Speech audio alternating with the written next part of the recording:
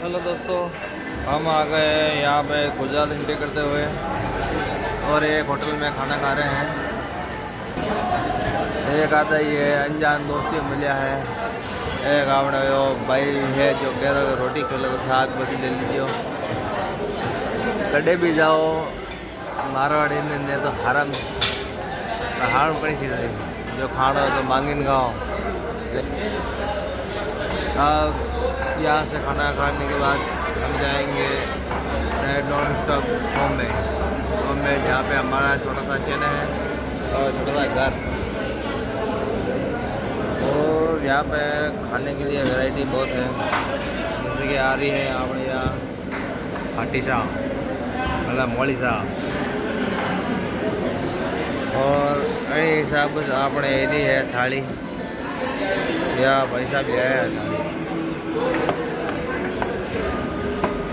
या अपने खावाई थाली। तो शुरू करा और वीडियो रोटी से अंत करा कि लगी जोरदारी भूख। धन्यवाद।